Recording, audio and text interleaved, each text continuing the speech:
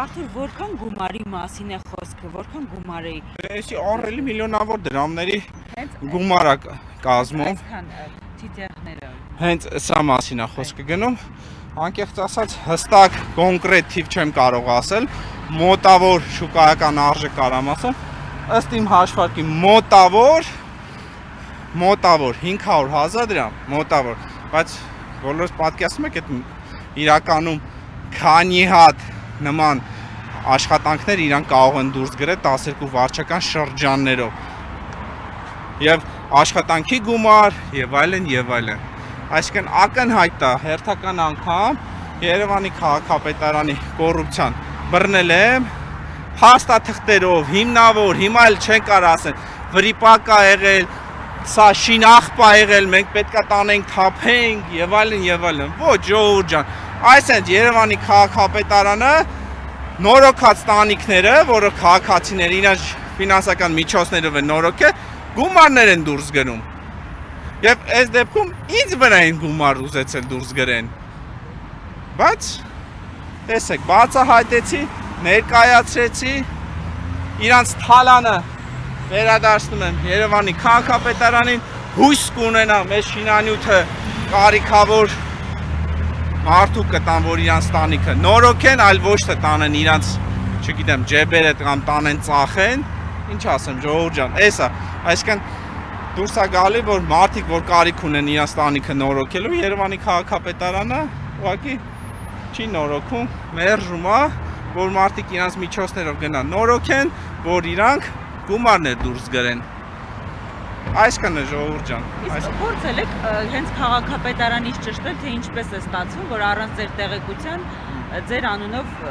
Դե փորձելու բան ինչ, եթե որ փորձեմ իմանամ, իրանք ասելու են սադրեցի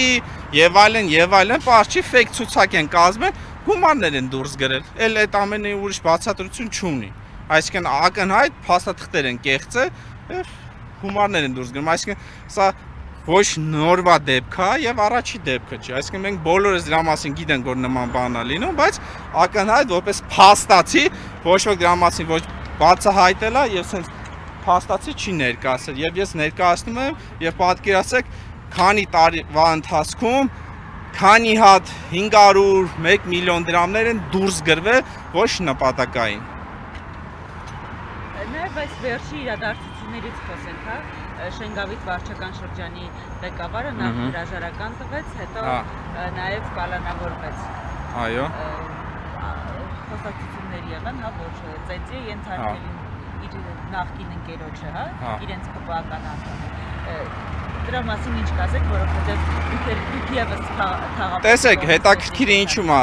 դեպքը կայանում։ Բոլորս տեսանք, թե նոր վարչական շրջանում ինչ խուլիգանություն տեղի ունեցավ, մոտ 10 հոգու, որ հարձակվել էին ինձ վրա, իրենց կալանավորելու փոխարեն ինձ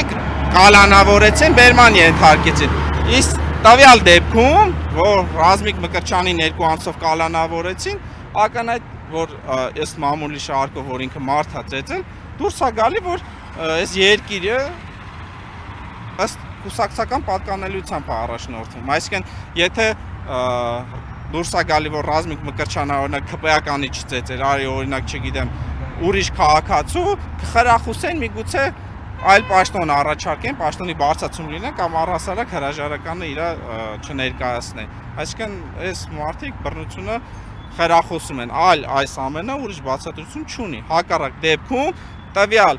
այսպես ասած, Ռազմիկ Մկրտչյանի նկատմամբ ձերբակալությունը պետք է կիրառվեր նոր վարչական շրջանի Բուչա այցելած թաղապետի վրա։ Ինչու թաղապետը չկալանավորվեց։ Որովհետև շանտաժ արեցին, ակնհայտ շանտաժ արեցին, բոլորս տեսանք, չէ՞ որ շանտաժ ասեցին, եթե դուք թաղապետին հեռացնեք, մենք էլ մանդատներս վայր կդնենք, իսկ որ մանդատները վայր դնեն, գիտեմ, որ Տիգրան Ավինյանը շամպանսկի պրոբկու պես աթոռից կթռներ։ Իրանք շանտաժից վախեցան, դեմնել ընտրությունները, գնացին քաղաքական առևտրի։ Հակառակ դեպքում բայլխի են Ռազմիկ Մկրտչյանին ձերբակալել։ Բա թող չձերբակալեն, դե տղեն չէր կարող ԿՊ-ով շանտաժ չէր անի, ինքն էր ԿՊ-ում, ինքը ուրիշ կուսակցությունից չէր։ Այսինքն ակնհայտ է այդ ամեն ինչը քաղաքական է։